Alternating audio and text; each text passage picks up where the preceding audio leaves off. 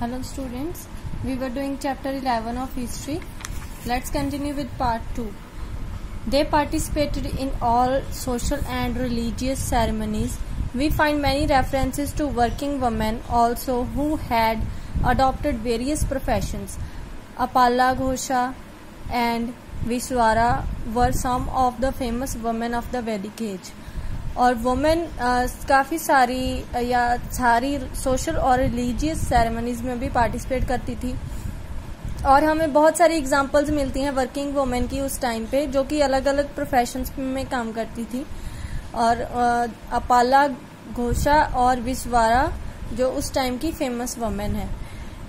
The main food items of the Vedic people were wheat, rice and pulses and milk, butter and ghee were used in abundance. Besides fruits and vegetables, non-vegetarian food was also consumed. On some special occasions, a drink like soma was also consumed. Some people consumed alcoholic liquor called sura, but it was considered bad and was condemned. Main food items कौन सी थी उनकी? wheat, rice, pulses, milk, butter, घी। और ये सब चीज़ें वो बहुत ज़्यादा मात्रा में यूज़ करते थे। इसके अलावा वेजिटेबल्स भी यूज़ करते थे, फ्रूट्स भी, और नॉन वेजिटेरियन फूड भी वो खाते थे। और कुछ स्पेशल ओकेजन्स पे, स्पेशल मौक़ों पे वो एक ड्रिंक पीते थे, सोमा। और इसके अलावा अल्कोहलिक लिक्वर भी यूज़ करते थे, सूरा, लेकिन वो बुरा होने के वजह से बाद में बंद कर दिया गया। Vedic people were fond of outdoor games like chariot races, horse riding, hunting, etc. Singing, dancing and playing chess were other favorite pastimes. वैदिक लोगों को आउटडोर गेम्स बहुत पसंद थी और वो काफ़ी सारी गेम्स खेलते थे। और इसके अलावा सिंगिंग, डांसिंग और चेस भी उनकी फेवरेट पास टाइम्स थी। नेक्स्ट है economic life. The Vedic people were good warriors and warfare was one of their main occupations. But in economic life, agriculture, cattle breeding, arts and crafts and trade were main professions. The fields were plowed to grow various kinds of grains, pulses and vegetables. Domestic animals like cow, horse, sheep, goat, ass and others were reared. Cow was the most important animal. Many a time, the prices of various things were fixed in terms of cows, probably because coins were not used as yet. For all business transactions, barter system was prevalent. वैदिक लोग जो थे वो बहुत अच्छे warriors, योद्धा थे और वॉरफेयर में वो उनकी जो मेन ऑक्यूपेशन थी।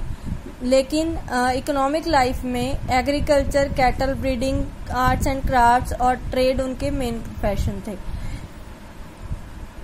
वो फील्ड्स को प्लो करते थे ग्रेन्स उगाने के लिए, पल्सेस वेजिटेबल्स उगाने के लिए, और काऊ, हॉर्स, शीप, गोट, एस और काफ़ी और एनिमल्स को वो डोमेस्टिकेट करते थे, घर पे रखते थे अपने।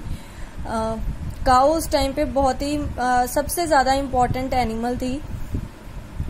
और काफ़ी बार ऐसा होता था कि थिंग्स का जो जैसे किसी ने कोई चीज़ खरीदनी होती थी तो उसका जो प्राइस होता था वो काऊ के बदले में जैसे रखा जाता था, क्योंकि उस टाइम पे कॉइन्स नहीं थे। और जो भी ट्रांजैक्शन होती थी, कोई चीज़ खरीदते थे वो बार्टर सिस्टम में से खरीदते थे। बार्टर सिस्टम मतलब चीज़ के बदले चीज़। जैसे किसी ने गेहूं खरीदना होता था तो वो अपनी गाय, काऊ दूसरे को दे देता था जिससे उसने गेहूं लेना होता था। ऐसे चीज़ के बदले वो चीज़ लेते थे। Artisans like blacksmith, chariot maker, carpenter, weaver, potter etc. formed an important part of the Vedic economic life. They were respected for their skills and the society depended on them for their daily needs. Trade was also carried on both by land routes and by boats and ships in rivers and seas. Next है religious life. The religious beliefs of the Vedic people were simple.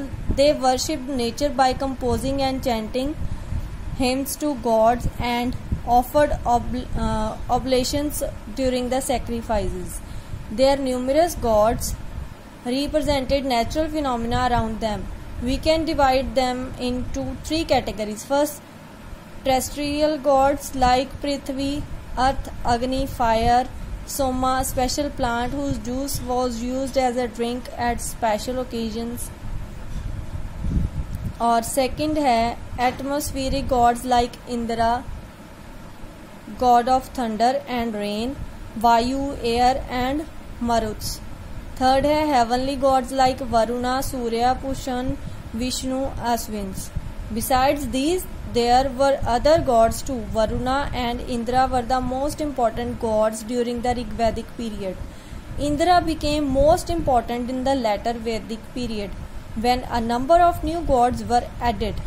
The religious sacrifices that were simple during the Rigvedic period became very elaborate and expensive in the later Vedic period. Religious beliefs उस time पे लोगों के बड़े ही simple थे. वो भजन गाते थे भगवान के लिए और सैक्रिफाइसेस करते थे.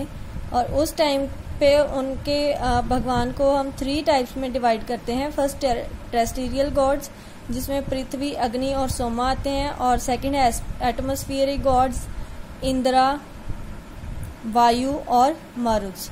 और थर्ड है हेवनली गॉड्स, वरुणा, सूर्य, पुषण, विष्णु और अश्विन्स. और इनके अलावा बहुत सारे और गॉड्स थे, उनके भगवान थे. वरुणा और इंद्रा उस टाइम पे बहुत इम्पोर्टेंट भगवान माने जाते थे.